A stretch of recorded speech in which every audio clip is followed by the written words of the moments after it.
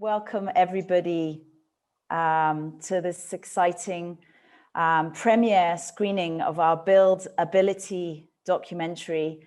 I'm going to hand over to my co-host, Teddy, who's going to do a little introduction and do a little participatory activity with everybody and get everyone situated. But a very, very warm welcome to everybody. Thank you. Over to you, Teddy.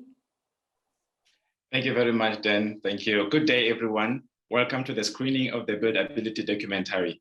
My name is Teddy. Just like Dan had just said, I'm the project coordinator at RISE International. RISE stands for Relationships Inspiring Social Enterprise. We are a social enterprise NGO. We help entrepreneurs to network and learn from one another. We believe in the importance of sustainable social enterprises and connecting them to resources and knowledge to contribute to their success. We also help improve the quality of infrastructure outside most African countries. So today, as we commemorate World Autism Awareness Day, we have a prologue by the much celebrated Loretta Claiborne. Then we'll have the documentary screening, the premiere, and then we'll have a panel discussion with our esteemed guests from Linford, IDAL, UNICEF, Ministry of Education and Training, and Ministry of Social Development. Thereafter, we'll be taking questions from you. So if you have any questions or comments, please leave them in the comment section on Zoom and on our Facebook page.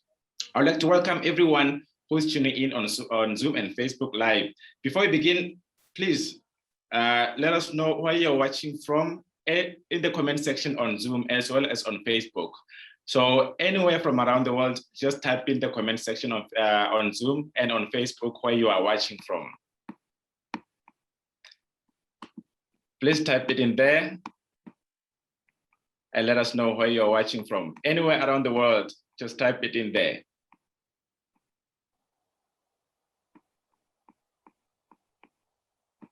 All right, while we're waiting for you to type, we have a couple of house rules for today. So we'd appreciate it if you muted your mic when you're not talking, and please do raise your hand when you'd like to speak.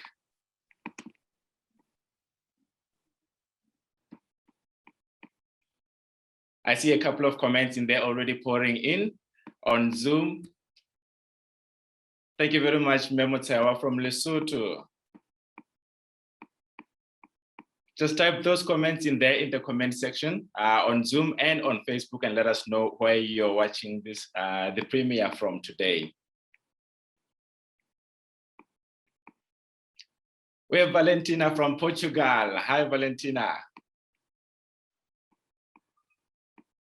All right, just keep those comments coming. Keep those comments coming. Let us know where you're watching from, anywhere around the world. We have Stizozo. Stizozo is watching from Mazinot. Welcome, Stizozo.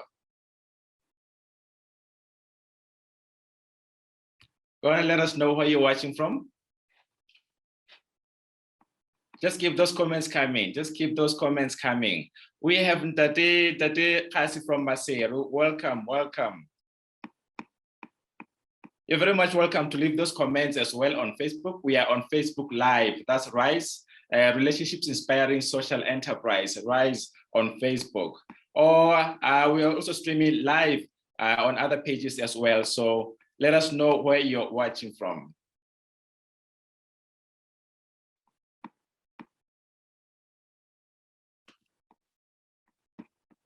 All right, all right. I can see those comments still coming in. All right, all right. Anyway, thank you very much to everyone that's tuning in today. Now, I'd like to hand over to my co-host, Daniela, who will continue with today's program. Daniela, over to you. Super. Thanks so much, Teddy. As Teddy explained, I'm Daniela, the co-host of today's event, the founder and executive director for RISE International. And we've got an amazing panel of guests to talk with you today after we'll be watching the documentary, which we worked collaboratively on putting together and producing last year. And it was produced by award-winning Fabio Petronilli, along with a local filmmaker, and it was actually all filmed by Habofwane. who we affectionately know as Zuma, but his full name is Habofane Letsosa. So tomorrow is World Awareness Day for Autism. So it gives us great pleasure to be able to be premiering this the screening of Build Ability, which is a documentary that's going to be talking a lot about and giving you a lot of insights about people living with disabilities and what services are in the country and what services are not in the country, as well as some of the legislation framework which we'll be discussing after the documentary as well. And we're absolutely privileged to have a prologue that Loretta Claiborne put together for us, which will be kicking things off. Just to give you an introduction to Loretta, she's a world-class runner and a gifted motivational speaker who happens to also be a Special Olympics athlete and a person who has an intellectual disability. She's a celebrated game changer and she's got so many accomplishments, but I'll just list her top 5. She's received 2 honorary doctorate degrees. She's completed 26 marathons. I've only done 1. I don't know how she's done 26. And she's finishing, and she's finished twice in the top 100 women in the Boston Marathon. She's been awarded in 1996 the SP Arthur Ashe Award for Courage. She's acquired a 4th degree black belt in karate, and she's being inducted into the Women in Sports Hall of Fame and into the Special Olympics Pennsylvania Hall of Fame. Incredibly privileged to have her do an amazing prologue to the documentary, which you will be listening to right now. I'm going to be starting that now. So enjoy, get your popcorn together. It's a brief 15-minute documentary and the prologue is five minutes. So we'll be back in 20 minutes to kick off our panel discussion. And please keep the chat and the questions, your comments, ideas, reactions coming through as the documentary is happening. We want this to be interactive. We want to hear from you, and we want your comments and questions as well, because we'll be incorporating that into the panel discussion. So without much further ado, enjoy the film.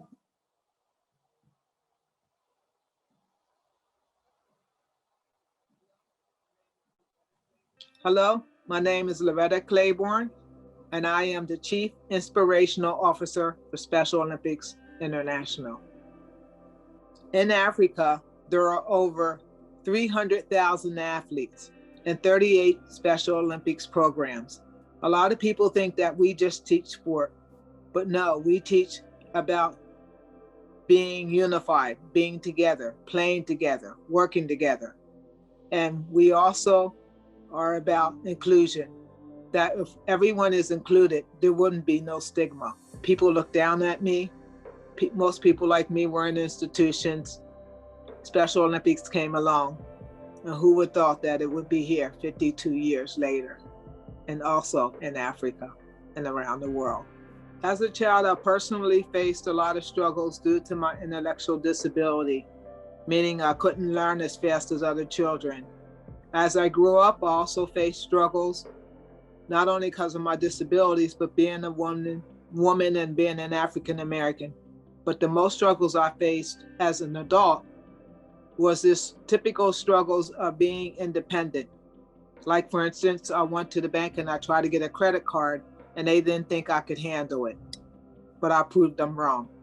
And how I overcame that was through people talking to me and listening. Coaches through my Special Olympics program, empowering them to me that you can be the best that you can be. And once you're a person with intellectual disability, you'll find out through something like Special Olympics that you can be the best that you can be, your struggles would be less. I remember my mother going to the school officials and telling them, don't tell me Loretta can't learn. You have a special education class, so guess what? You're going to teach Loretta. She is not going to no institution. You are not breaking up my family.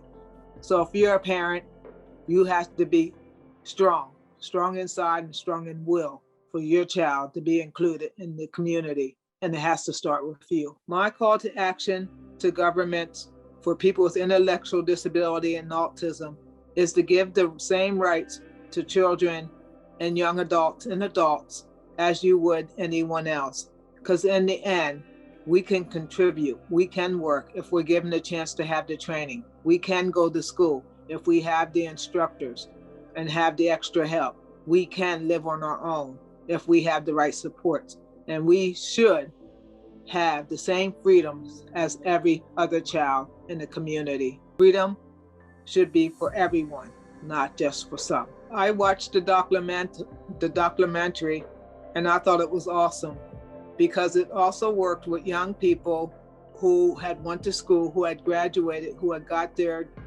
degree or diploma, and they were seeking work. It also showed people with intellectual disability and physical challenges and autism.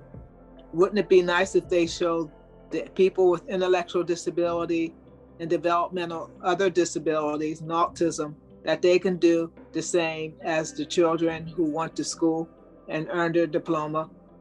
Yes, people with intellectual and physical challenges and autism can learn trades, can learn to work if given the right tools.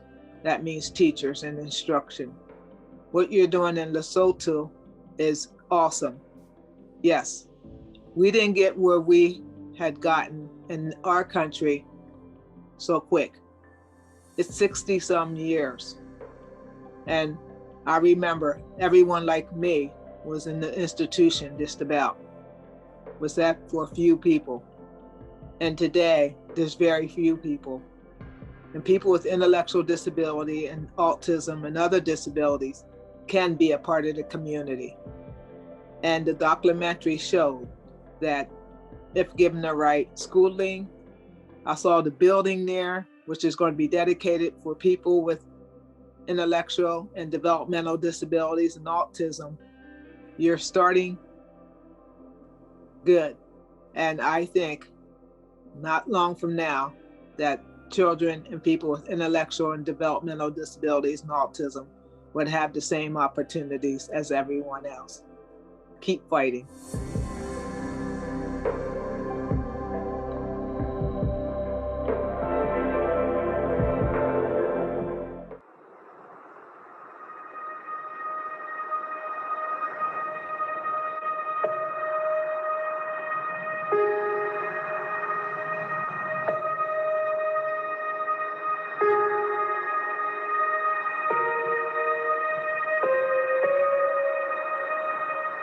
RISE is a not-for-profit social enterprise that stands for Relationships Inspiring Social Enterprise.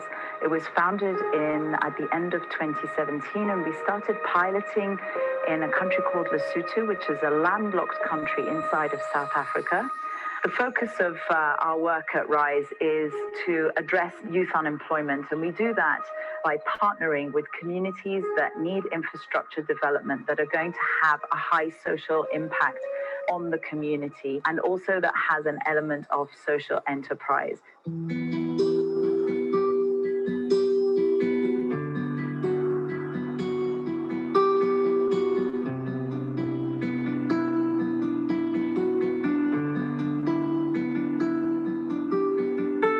Discrimination and isolation of persons with disabilities is still a problem in the country, in the sense that persons with disabilities are associated with inability and they are considered not to be able to do things for themselves, and as a result they tend to be charity cases and objects of pity. When you come across an autistic child, we don't really know how to deal with that as parents, as communities, and even health practitioners, they are not so clued up. There are no statistics of how many people have the disability in Lesotho. There's still a lot of research, but the bottom line is autism is a reality that we are living with. Some of the people with disabilities, not only intellectual disability, but all types of disabilities, are still behind closed doors because of the stigma. It's true that we are trying to sensitize people about disabilities and how they can include them, and we are teaching them about their rights. We are educating them about the rights of persons with disabilities. We still have some issues with regard to education, whereby most of children with disabilities are not accepted in all the schools. There are special schools, and we also have some mainstream schools which admit children with disabilities, but there is still attitude and also environmental barriers which are being faced by children with disabilities when they are trying to access education. It's quite hard, I must say, to have a disabled child in Lesotho, because firstly, the challenge is with the early intervention, whereby if you have a child and you are still taking the child to the clinic, everything that they do, they cannot even determine whether the child is still normal or not, whether she's going to be autistic or what. I think there has to be an education for the pregnant mothers to say, this is what autism is, this is what intellectual disability, what different disabilities, especially that are mental, to say, if you see something like this happening to your child at this age, you need to visit the doctor, because it's not a sickness, it is a condition where you cannot actually say you can take a medication and then she will be fine. Every situation, every person with intellectual disability, every child with autism is different. Whatever worked in a certain situation may not work in my situation. So being able to ask the question of what are you going through and how can I help makes it easier for me to open up and tell you where my situation is, and to make it easier for you to say, okay, if that's the case, have you ever tried, I don't know, have you ever tried certain therapies that I've read somewhere? And they allow me to also do some research on whatever recommendation that they give me.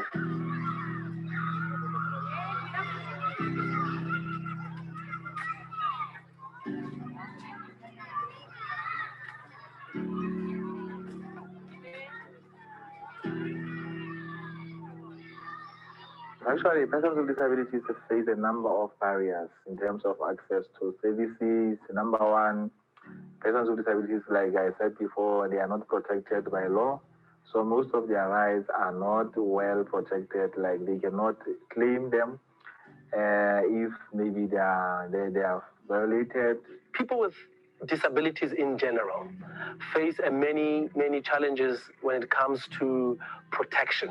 So it becomes very important for us that the legal system, the social development system, so social workers, and the health system speak one language in terms of protecting this person. The main problem that we have now is the fact that the parents, they lock the kids inside the houses. Because of this witchcraft and whatever, you end up that the child, when they go out, because some of them are they fight, they throw tantrums and all that, you don't even want to take a child outside anymore. So they lock them inside the house. And now you go to the doctors, you go for prayer and everything, because you still think that the child was it's witchcraft. Maybe she'll get better if they do that. So those are other things that we notice, that when the child is autistic, the first thing that we think of is maybe somebody was not happy with my pregnancy, but it's not the case. It's something that can happen to anybody. So those are some of the little things that we need to still work on as a country. But I'm hopeful. Hopefully some of our noise will start making sense to many people out there.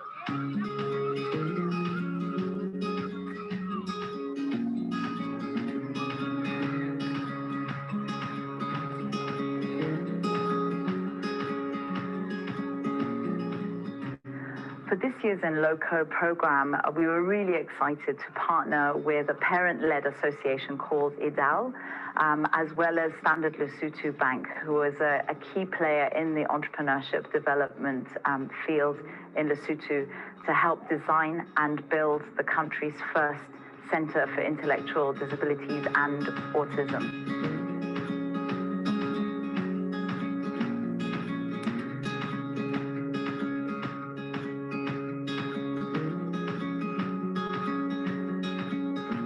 IDAL started way back in 1992, started by parents who came together because we needed to support one another, because we had challenges of services for our children with intellectual disabilities. So we came together to give each other parent support, also to advocate for services for our children, especially education at that time. And at that time when it started, we also had this vision of having a sort of a center that could provide early intervention services. For example, after we have had diagnosis that your child is disabled, we needed a center or a place where you can go to be assisted and advised as to how you can stimulate your child, because their milestones are a bit behind. So how you stimulate them, how you rehabilitate them. We want the center also to become a place where we can also raise awareness to the broader audience of the country on the condition of autism and intellectual disability. And also, this center will also provide us with an opportunity to not only raise awareness at the grassroots level, community level, but also with government. Now that's an advocacy element where we want to say we still have some things that are lacking within policy and legislation for people with disabilities, especially intellectual disability and autism, to access certain services and facilities. Yeah, so that's the big dream. IDAL is one of our partners, and the ministry provides IDAL subvention, annual subvention. It will be kind of a relief to parents because we don't have many centers of that nature, but we wish we could have such centers everywhere where children can access services that are rendered by the center. For quite a long time, our country did not have a service like this, whereby children can be assessed and be provided with the appropriate interventions, which will help them to develop and also be able to be productive citizens when they grow up in the country.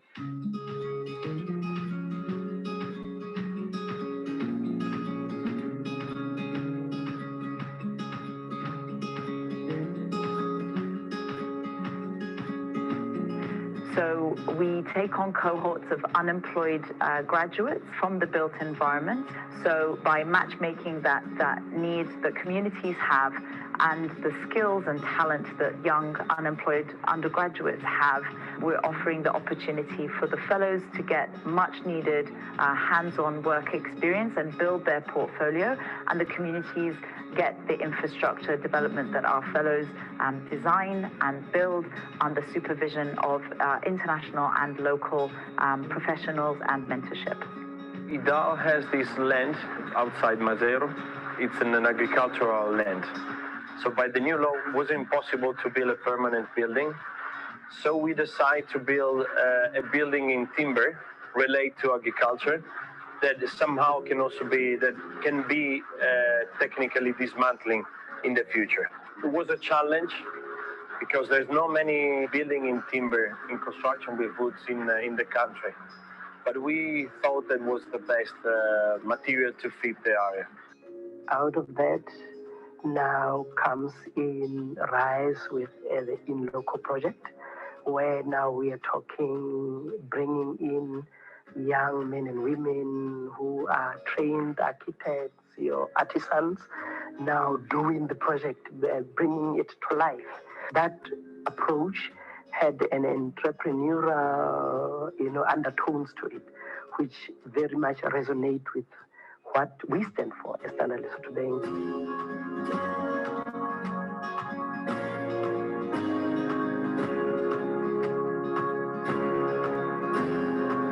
This building, we take inspiration from a traditional kitchen here in the country, mainly in the villages, that is called LIFO. That is a cross kitchen that the people use it for cooking outside, depending from which direction is coming the wind, so they can choose the different position. The cross shape will allow us to create also 4 different scorpions in each corner of the wings, where they can have a different also outside kind of landscape, and then 4 different activities in each corner. Like most of the people in Lesotho actually depend on the government to give them either grants or jobs. So the In-Loco Fellowship is actually a program that's actually trying to have job seekers to be job creators. I joined In-Loco Fellowship because of its social impact into the local communities. I saw it as an opportunity to increase my openness and creativity, and I have learned some of the technical and soft skills, and I saw it as an opportunity to share my skills with other fellows and my peers. The fellowship also helped me in terms of entrepreneurship because of your market audience and your market reach, and the tools and the resources that you have within your reach. And it has helped me really contextualize myself and understand what I have and what I don't have and how to use that to my advantage as I start my own business, hopefully one day, something that is really amazing. That's what I took from the fellowship.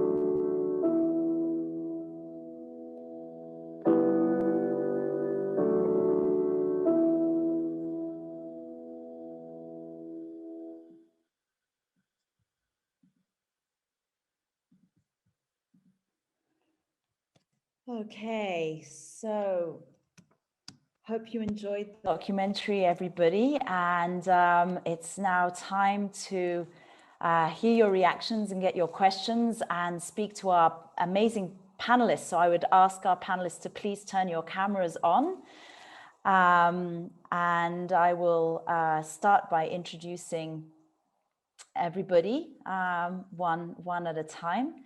So I will start off with Ndare Kimanzi Mtenji, who's the UNICEF Deputy Representative here in Lesotho. He's actually just recently arrived, so we're super lucky to have him with us today. Kimanzi has over 25 years of experience leading and managing programs for children, young people, and communities. He has worked in several countries, including Kenya, Uganda, Tanzania, Somalia, Malawi, and Ethiopia, and now, of course, Lesotho, managing programs in education, adolescent and youth development that also integrated disability, gender, and child protection.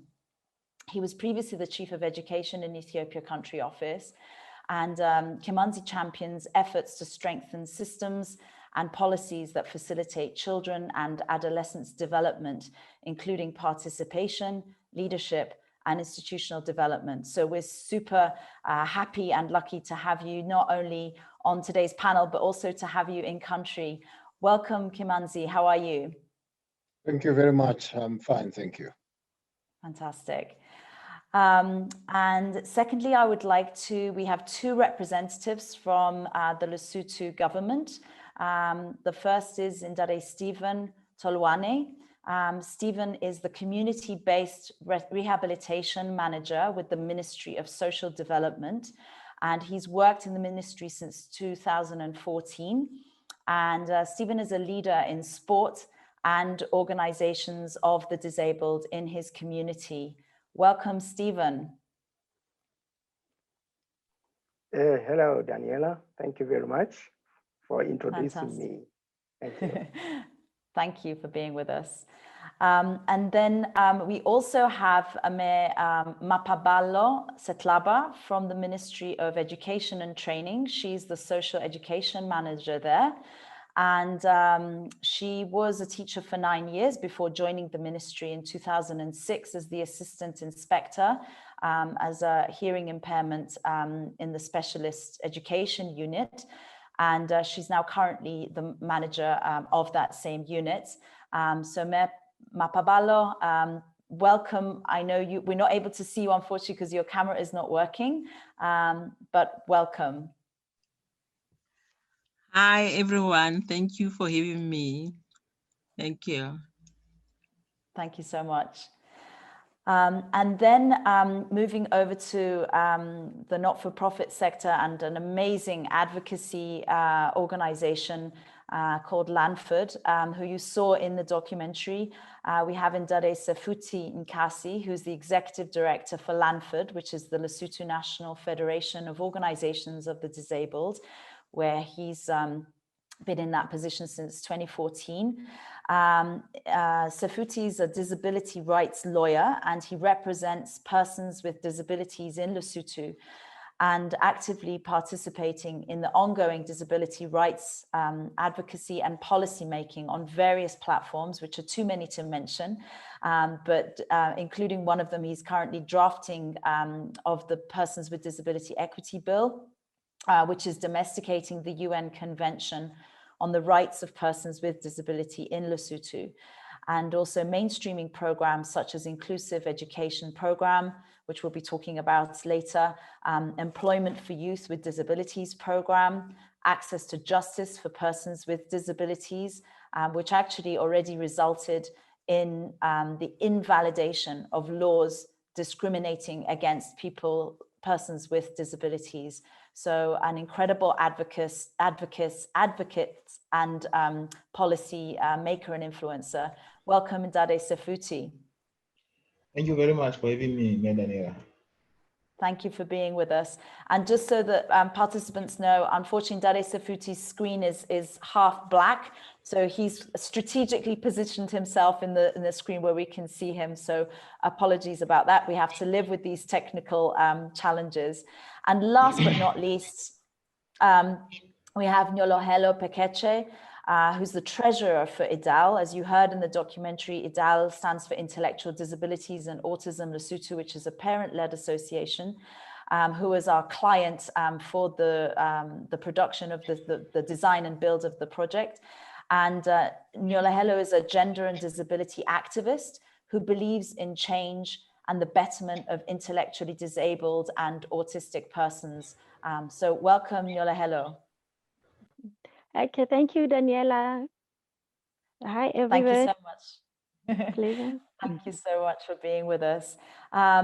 So we've got a lot to discuss, so we'll kick the conversation right away. And because not everybody is familiar with the right terminology, before we start the panel discussion, Ndade Sefuti, can you please just give us a brief introduction of what is the right way of speaking about people with disabilities? What's the right terminology? There used to be the term handicap. Now we talk more about disability, and there's also the term impairment, when describing different types of disability. So if you could just give us, a little bit of the right terminology to use to set the tone right. And also secondly, how can we best educate people about disabilities in general? Over to you, Ndare Sefuti. Thank you. Please unmute yourself, Ndare Sefuti. We can't hear you. Can you hear me now? Yes, perfectly. Okay, thank you very much, Madam Nera, for the questions. And I also greet all the participants who are with us today.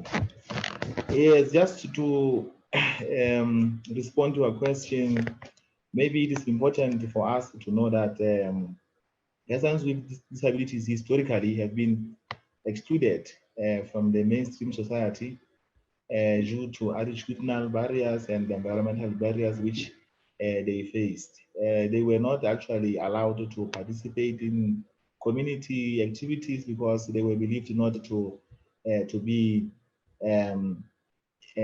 full human beings, in the sense that they were considered to be ill, and if they were found to be having disability, then they would be taken to the institutions whereby there would be some processes or some programs which are actually meant to heal them. And as a result, they were called names, and they were actually not considered as human beings, like I said before, and they were actually experiencing a lot of discrimination and stigma and isolation.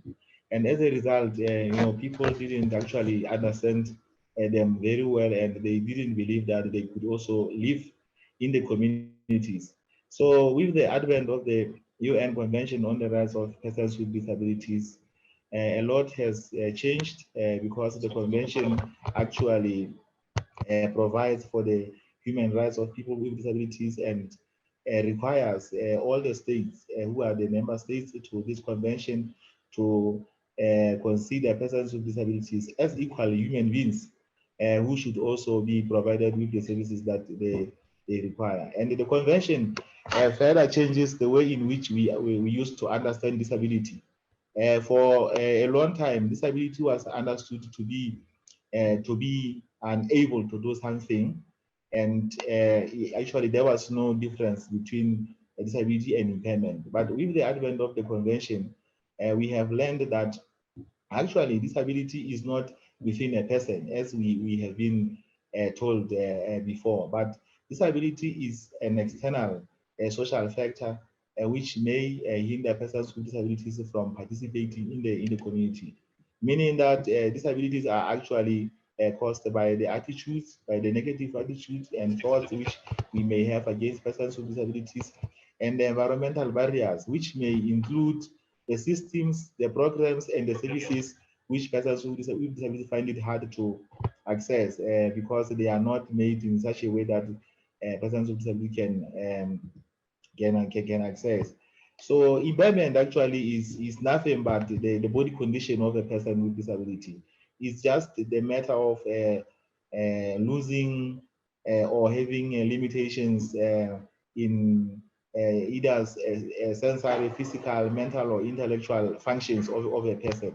So that means impairment is a condition which is permanent to a person with disability, but the disability is external, is caused by the social factors, which includes the attitudinal and environmental barriers. So this is very important because this is where we have been missing the point all along. So we need to make sure that we are able to distinguish between impairment and disability, so that when we address issues related to persons with disabilities, we are not actually addressing the impairment, but we are addressing the social, economic, and political barriers which they may face while they are interacting with the community.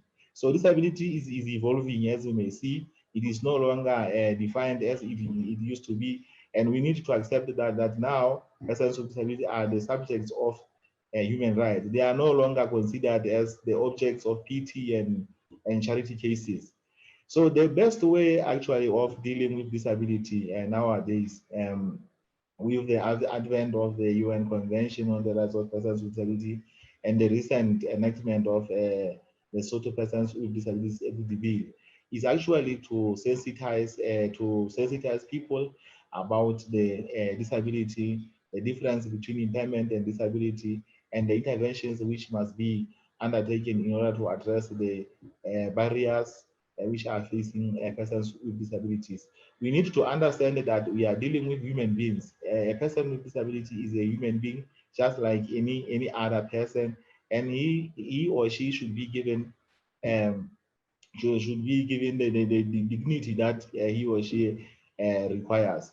We are no longer using the disabling language which we used to use when we refer to persons with disabilities, like the words unsound mind. We used to say that persons with disability, they are handicapped, and we used to say that they are insane.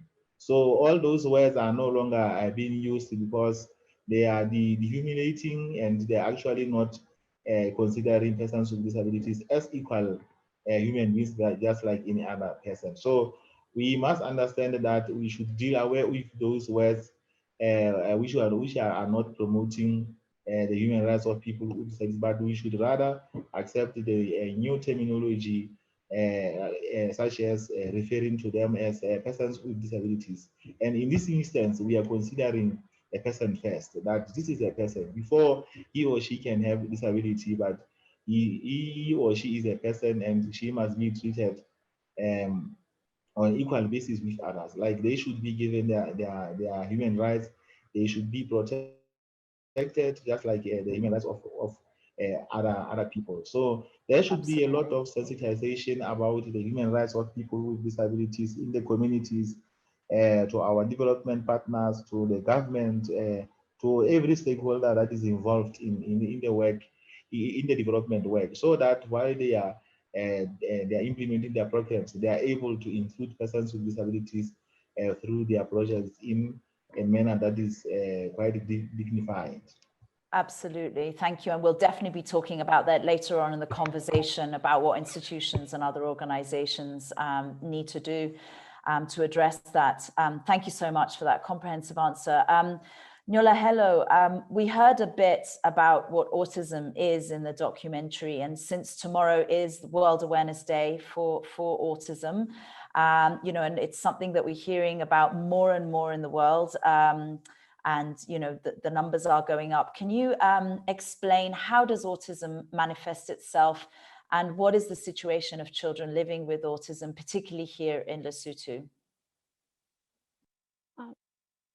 Okay, thank you, Daniela. Autism is basically a developmental disability that affects the way that people communicate and that relates to others. But like we said in the documentary, that autism, it affects them differently. Every child is affected differently. So I'll just give an examples of how a range of symptoms of how we can say autism can manifest itself. I'll start with the intelligence. They range from average to most gifted ones. Then when we move to social interaction, we may find that autistic children are not that interested into others. They like or they enjoy playing alone. When we move to communication, we may see them, they have delayed speech or delayed language skills. Or some when they are still young, because we can say autism normally manifests itself between the ages of 0 to 3 years. So maybe when a parent is trying to wave, is not waving back, like there are no gestures. And be having another problem when we still at communication of echolalia. An example can be maybe when you're talking to a kid, do you want a cookie? Then she will respond a cookie, instead of saying yes. That's on communication. Then there are those that are non-verbal at all. And when we move to behavior, we may see repetitive behaviors or maybe unusual behaviors like hand clapping they'll be spinning in circles. When we move to the sensories, you may see that they underreact to some and overreact to some senses. Maybe they underreact to pain, where we expect to know this one will be feeling pain, and they won't be reacting to that at all. They do react, but they underreact. Then they overreact to sounds. Maybe see that this one is too sensitive to sounds or loud sounds. Then we have the motor. They are good in cross motor skills, but I can make an example of a cross motor. They will all maybe be able to walk, able to run, and all those. But when we come to the fine motor skills, that's to grab something with their fingers, then that is where they will see that they are a bit weak. Then we see they are hyperactive, impulsiveness, they short attention span, then aggression or self-injuries. Those are there is a wide range of the symptoms that we can see an autistic child can be. But like I said, every child is different or is affected differently with her or his condition. Currently, for autistic children here in our country, is still quite a challenge because we having some shortfalls and they are affecting these children. I'll mention a few. Let's start with early intervention services. We say we're having a problem because you may find that parents themselves don't understand their children because they are not aware or they misinformed or they don't know. Our wish was like maybe in prenatal or postnatal education, maybe autism awareness can be included so that their mothers or parents per se can be aware at a very early stage so that the interventions can help the child at a very early age. Research shows that they improve with time if the interventions were involved early.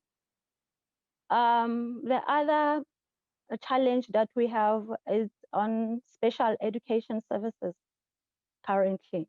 We do have few schools, but they are quite expensive for parents and they are few and we cannot all take our children there, the capacity. The other way, lack of support. You may find that even the communities, the people, they don't understand these children. Even some family members, there is a lot of stigma, and so it's quite a challenge for people living, for children living with this autism in our country. But with now that we have the center, which is going to be officially operating soon, we are hoping that maybe for the skills center, because as they grow older, we did not have any skills center where we can help them. We are hopeful that now we have IDAL center, maybe on that note, it will be much better. Thank you. Thanks so much. And we'll be coming back to, what can parents do if they do notice, certain developmental delays or changes in their children, to help educate people listening to this discussion as to what they can do in Lesotho. But sticking right now to the sort of challenges that we have, we heard in the documentary, about statistics and numbers being very lacking. And Mayor Setlaba, I'd love to hear from you in the Ministry of Education. When I actually interviewed you for about this subject, You know, you said you do a lot of community awareness events, and on average, after each of those events, you get about 50 people coming to you with a family member who has a form of intellectual disability, and then try and help with the diagnosis. But can you explain why do we lack data about autism and intellectual disabilities, and why do we still have such limited access to services, including schooling, and what is happening on that front? Because there's a lot of things that are changing, you know, a lot of laws and services that are being developed. But tell us a little bit about what are your challenges as a ministry to collect this data, and why is that? Mr. Tlaba? Thank you, Mayor. Can you hear me? Okay. Yes, perfectly. Okay, thank you. As a ministry, we are collecting data through EMIS. We have the ER42 forms, which we send to schools, that for principals and teachers to fill in. They do have the section for children with disabilities and special needs. I think the challenge is most of the teachers are not having the relevant skills to assess and screen, identify the children with disabilities, not unless it is a clear one, the physical one, which everyone can see. And another problem is that sometimes they can see and realize that there is a disability, but unable to categorize it correctly. I think that is one of the challenges that the ministry have. This is because we are having the special education unit in the ministry. However, we are still having the challenges of resources. The human resources is the most challenging one, because we do have one special education officer per district, and it is not the countrywide, because we are still having 2 districts without the special education officers. And these officers are expected to operate at all levels of education, from ECCD up to tertiary. And so one can just imagine, we are, for example, we are having plus minus 1.5 primary schools. So we are expecting one person to operate across all levels of education, with those number of primary schools, the secondary schools, and the ECCD, as well as the tertiary. So I think that is our main challenge. And again, this ER42, like I said, sometimes it can be filled by the teacher who has no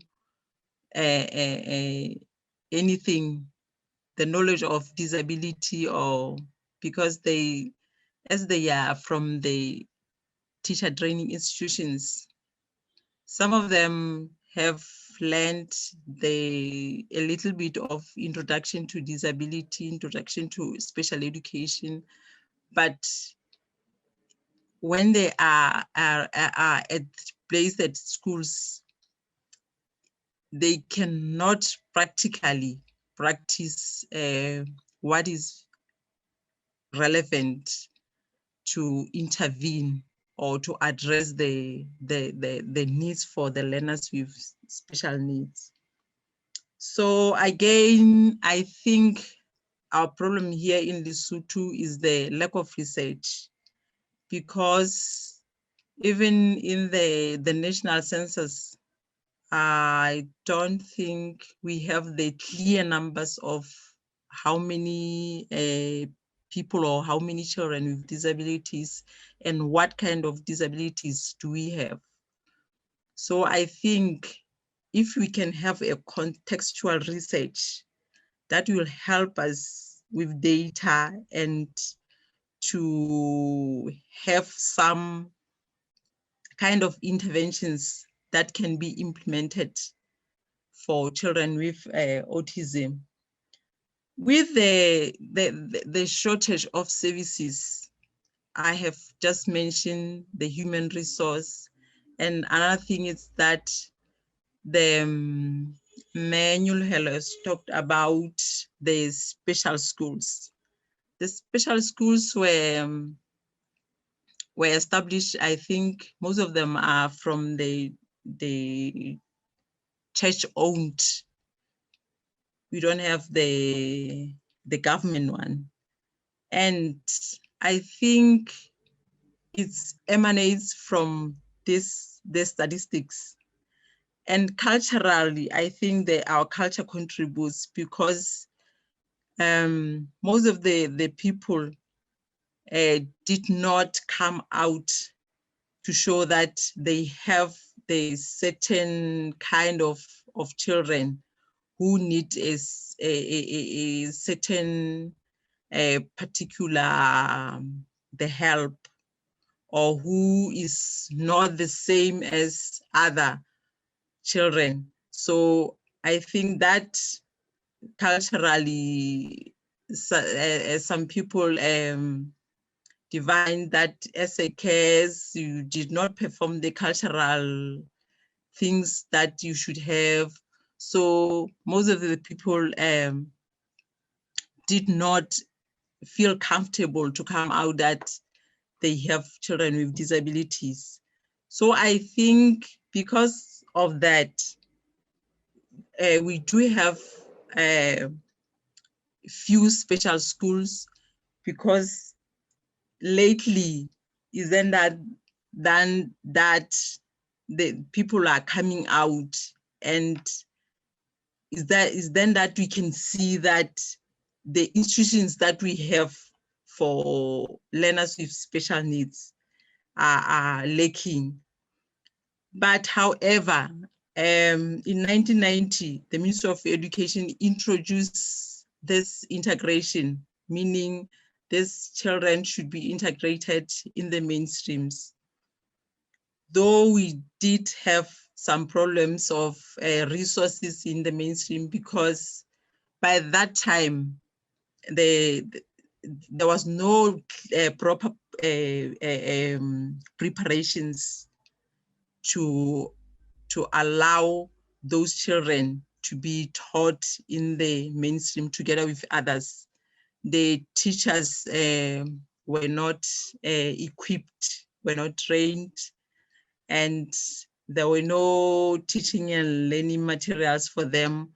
So they just go to school, come back, go to school, come back, and some dropped out. So, but I think as we are having the inclusive education policy, just to solve a lot of problems as the ministry, so that there should be the environment that allows the accessibility, that allow the children to be in the school, that guide us to train the teachers, to involve parents in their education. Because another thing is that parents seem not to contribute or seem not to be involved as the children with disabilities are compared to those their siblings.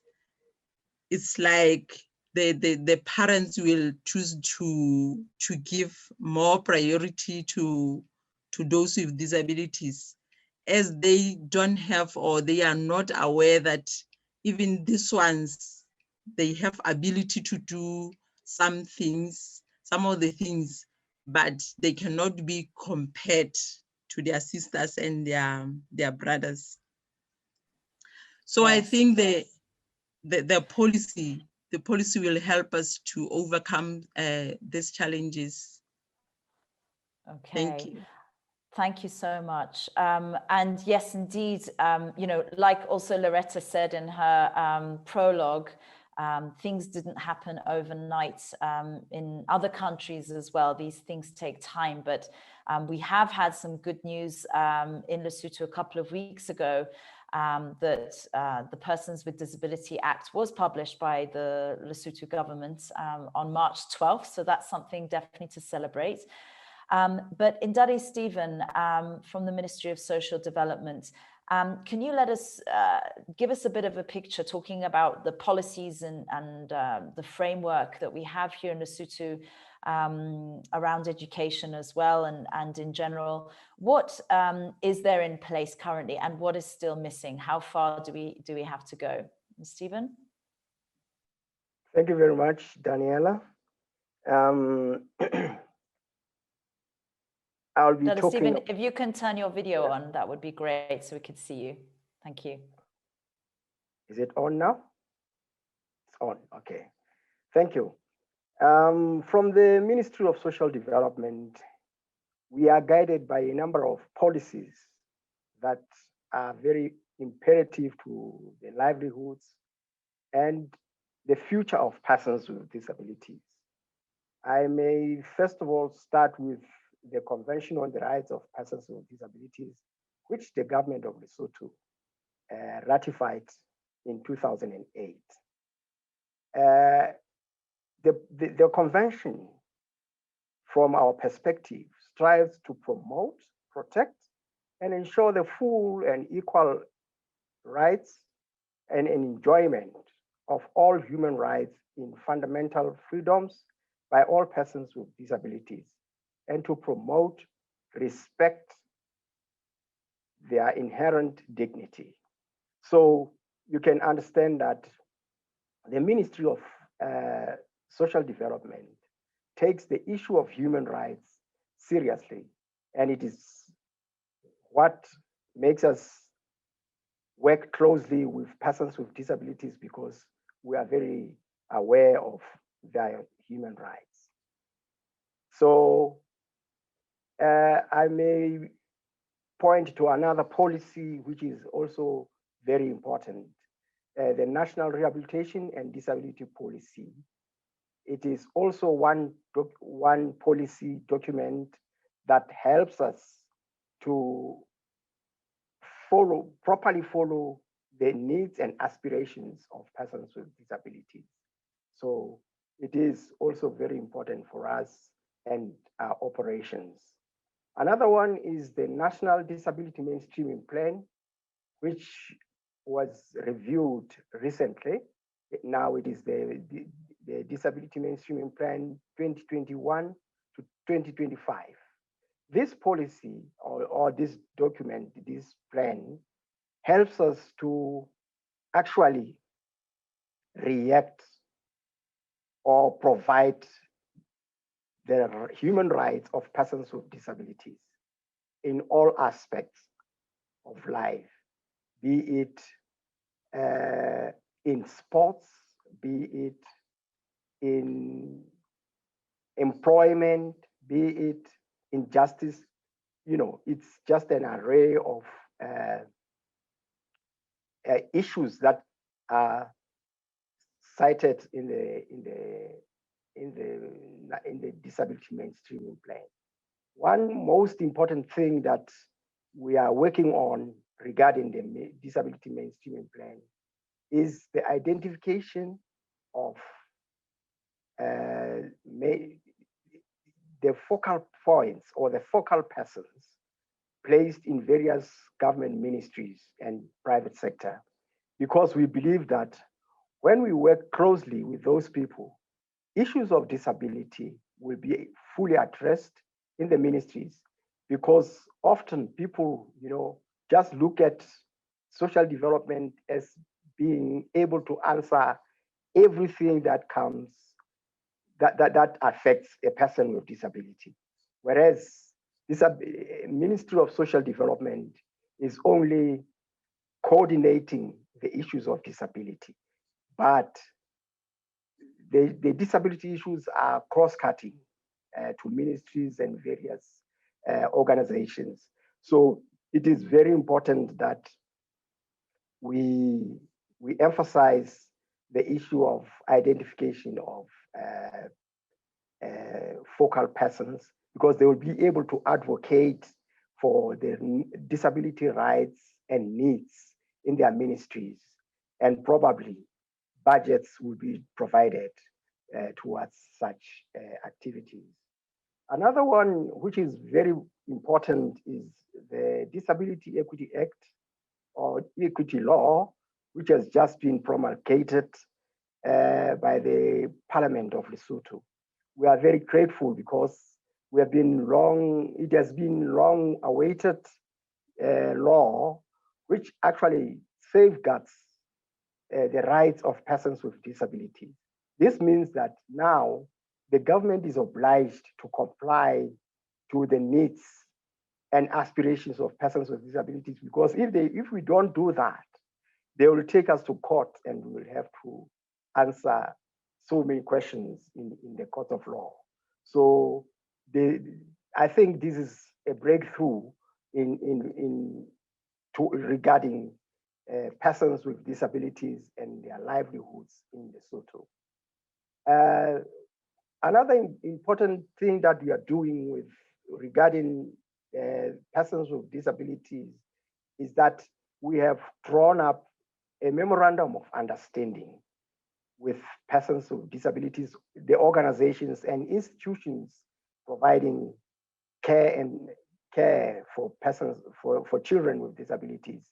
So we have drawn up the memorandum of understanding, and this allows us to provide the annual subventions to such organizations for them to take care of their clientele. So it shows that the government is really committed in wanting to make sure that the needs of persons with disabilities are guarded and they are taken care of. Fantastic. Thanks, Stephen. Okay. Sorry, just because of time. Yeah. Because of time. That's all really great news. Do you want to just wrap up, because we've still got quite a few other questions and we'd like the participants. All right.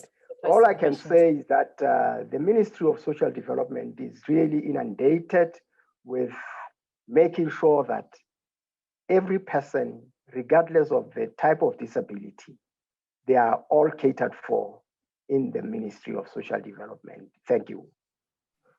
Thanks so much, Ndale Stephen. And that's all a lot of really, really good news, and having focal people in the different ministries will also really help, I think, see all the different angles. But Kimanzi, could you give us a bit of a sort of a perspective? We know you're recently in Lesotho, but from your vast experience working in various African countries, how does Lesotho compare with regards to our policies and structures, and perhaps programming as well, on disability on an international level? Thank you. Thank you very much. And actually, Lesotho compares quite well because of the recently enacted law on two levels. I would say the recent law on disability, and secondly, the evidence on the situation analysis. We are in group of countries implementing children with disability initiative, and the Lesotho situation analysis was quoted as one of the leaders and initiatives that's going to build on to a regional initiative. So in this case, I would say we are well placed, of course, and bound to do well. Every country has a different way of approaching issues of inclusivity. And let me say from the onset that in 1994, the UNESCO Conference on Special Needs, what we normally refer to as the Salamanca Statement, articulated that the best way to integrate children in the context of education is to have them attend regular schooling, not separate institutionalized approach. And this would combat discriminatory practices. It would create welcoming communities, and it would also eventually lead to an inclusive society. I would like to pause there, and over to you. Fantastic. Thank you so much. And that's really encouraging to hear that the structures and legislation are in place. It's just a matter of now on the implementation side, where I think we're still seeing a lot of challenges. And Ndade Sefuti, you have been doing a lot of work with Lanford on inclusive education, particularly. And Ndade Kimazi just said now about the importance of inclusivity and inclusive education. That's not always possible, I guess, in our context with regards to the amount of teachers who are have lack of training for inclusive education. But what's the situation like? What works best, special versus inclusive education, and what are the current programs in Lesotho with regards to education offering for children with disabilities? Ndade Sefuti. Thank you very much, Daniela. Yes, actually, Lesotho is implementing quite a number of inclusive education programs that are trying to promote the inclusion of learners with disabilities in the mainstream schools. Perhaps it is important to mention that at the tertiary level, we have the National University of Lesotho and Lesotho College of Education, which are providing special education courses for the student teachers, so that when they complete their studies, then they are able to interact with learners with disabilities in a meaningful way. At the National University of Lesotho, we have a special education course as a specialized one, and at the Lesotho College of Education, we have a special education course which is supposed to be taken by all the students, and which in our perspective is quite an important initiative, because the view is that actually every teacher should be able to teach a child with disability. We should move away from a situation where children with disabilities are only being taught by people who are said to be special teachers, because as you may see, it is no longer in line with the principles of inclusive education, because now the plan is that the children with disabilities should also be attending at the regular schools, and they should be given the support which they require in order for them to learn with others effectively. But the problem with the education that is being provided at the moment at the tertiary institutions is that all those courses which they are delivering for the teacher students, they are quite elementary and introductory. They do not go into too much details, which may help them to educate children with disabilities. For example, and the students complete their studies not knowing Braille, not knowing sign language, and not knowing some of the critical inclusive teaching skills which they must employ while they are teaching the children with disabilities in schools. And this presents a problem, because the understanding is that they are ready to deliver, they are ready to help the country to change, to transform the education to an inclusive education. So as things stand, they are quite unable to do that. Number two is that even those students that have completed their studies, it is still very difficult to place them in appropriate schools where children with disabilities are available. We know that children with disabilities are available everywhere, but at least there are schools which have more children with disabilities than the other. And you would think that at least this is where they should be placed so that they can support. So the country still struggles to place those teachers appropriately or strategically in the schools to support the education of children with disabilities. After the adoption of the inclusive education policy, we have been supporting the Ministry of Education and Training to raise awareness about the disability in the communities. This is whereby we have been engaging with the local authorities to let them aware of their role, which they must play in advancing the education of children with disabilities in their communities, like engaging with parents, making sure that no one is actually left behind, especially children with disabilities. And we have also been engaging with schools in which we are advocating for the implementation of the Lesotho inclusive education policy, working together with the Ministry of Education. And some of the challenges that we have observed include the fact that actually the fact that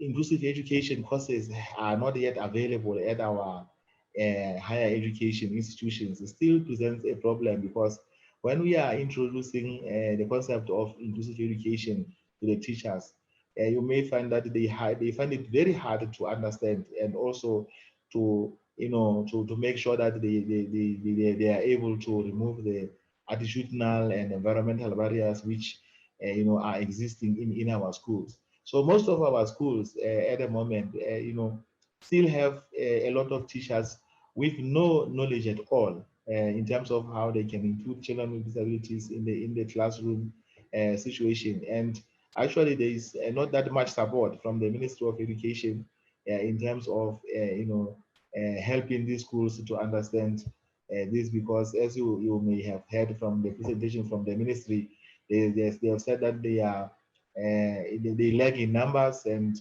they only have one special education officer in one district who's supposed to be supporting all the schools that are within the districts, which is quite a huge work, and practically speaking cannot be possible that one person can support all the schools. So we still have such challenges which are existing in our schools. I think for now I can stop there. Thank you. Thanks, Loretta Futi. And indeed, there are a lot of, a lack of resources, personnel, and investments needed to improve things. Ndari Kimanzi, I'd like to come back to you. What have you observed so far, as if you had to say, what's the one single biggest gap that we have or need to improve the livelihoods for children with disabilities here in Lesotho? I would certainly say evidence from a technical point of view, because evidence drives and guides policy and even resources and guidelines. So the most fundamental gap that we need to cover is technical knowledge, which I can categorize as facts. In the previous discussion, we have mentioned about census. All data collection needs to be informed by issues of all forms of abilities rather than disabilities. So just ensuring there's working with a network of ministries, Ministry of Planning that is responsible for census, working within the Ministry of Education with the Education Management Information System. And also one of the visions that I hold is ensuring that data collection is dynamic at the classroom level. And the teacher who typically ticks the register also provides information about the status of children. If a child didn't come to school, it's not enough to mark as absent, but why? That should be followed up. If we can have a very robust monitoring system that we should be able to fill in and capture all the conditions of children attending schools and those not attending school, the country will be better equipped to provide resources through the national budget, resources through other partners, and additional intellectual and technical investments. So that's what I would say. The second level is dynamic partnerships. From the community level, the community first and foremost is a first partner of choice for issues of disability.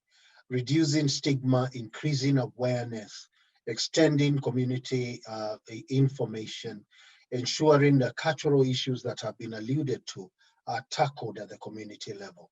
And then bringing in the other technical partners, resource partners, private sector partners, and even media and information technology partners. Thank you. Fantastic. Thank you so much. And unfortunately, we've got so much more to discuss and to ask, and we've only got 6 minutes left. So I would like to invite participants to keep the conversation and questions going by adding comments on our YouTube channel. We will be posting this recording on there, so we can keep the conversation going there. But I would like to offer each panelist the opportunity. What is your call to action to everybody who is listening? You know, just in 1 minute, because we've only got 5 minutes left, and I will be cutting you off, so I will be timing you. And let's start off with Nyolahelo from IDAL. What is your call to action out there to really address some of the challenges we've been discussing today? Nyolahelo, over to you. Okay, thank you, Daniela. I'll just say, okay, we're here, accept us as we are, empower us, and remove barriers so that we can be able to reach our best potential, because we are able to do everything that we can do. They do have potential. When I'm saying we, I'm referring to people with disability. Hey? All right, thank you, Daniela. Fantastic. Thanks so much, Nyolahelo. Ndade Stephen, over to you. What's your concluding remarks or call to action that you'd like to share with everybody?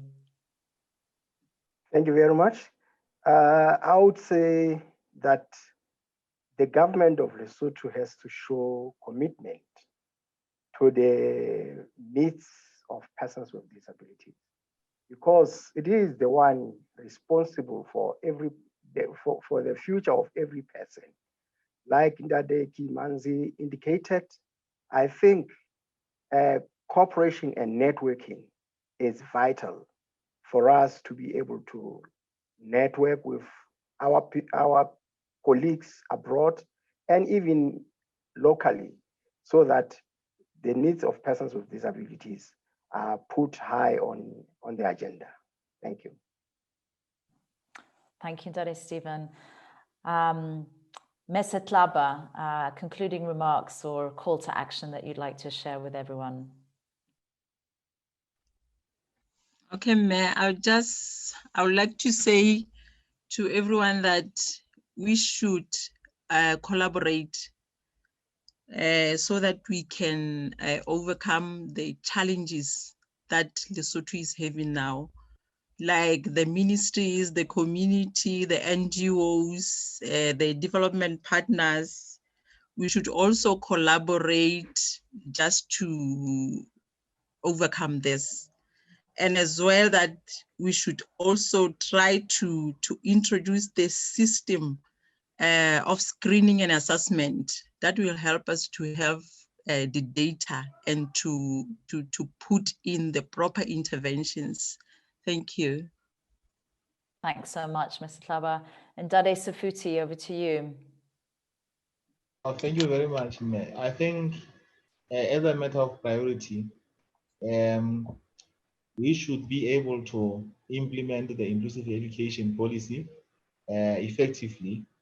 And this means that the resources should be available for the implementation of this policy, because it has a lot of strategies and techniques which may be used to advance the education of learners with disabilities. But what is lacking, or what has been lacking all the time, has been resources, particularly the financial resources, because you may find that the Ministry of Education through the special education has very limited resources which they can use to advance their role, their monitoring role, and also to promote the implementation of this policy. And the other key recommendation is that in promoting the inclusive education, I think the partners should appreciate and understand the role which organizations of persons with disabilities can play. Because remember, these organizations are made up of these people that are being affected directly, and they have lived experiences which they can share with other stakeholders in order to advance this cause. So it is very critical for us as NGOs working in disability issues to be supported as well, so that we are able to transfer and share the experiences and the concerns of persons with disability with the government and other partners, so that you know, they can all be addressed in an effective way. Thank you. Fantastic. Thank you so much, Narisa Futi. Ndadi Kamanzi, closing remarks, call to action, over to you. Thank you. My call to action to everyone who is on this call listening is to the principle of inclusivity starts with you. And let's all play our roles. Those who are duty bearers like government and other agencies, let's play our role. And those who are also claim holders, that is the people living with disability, should also reach out and participate in a grand partnership that can build and change the situation in this country. Thank you. Fantastic. Thank you so much. Thank you to all the panelists for your time this morning. Thank you for everybody who participated. We will be posting the recording on YouTube, so you can carry on the conversation there. And let's keep raising the awareness and keep striving forward. It's things are changing, but there's a lot of work that still needs to be done, and that's going to require hard work, commitment, and collaboration from everybody. So thank you, everybody, and wishing you a peaceful, blessed, and healthy and safe Easter weekend. Thank you all. Thank you. Thank you. Thank you. Bye-bye. Thank you, Daniela. Thanks so much. Thanks, everybody. Thank you, Daniela. Thank you.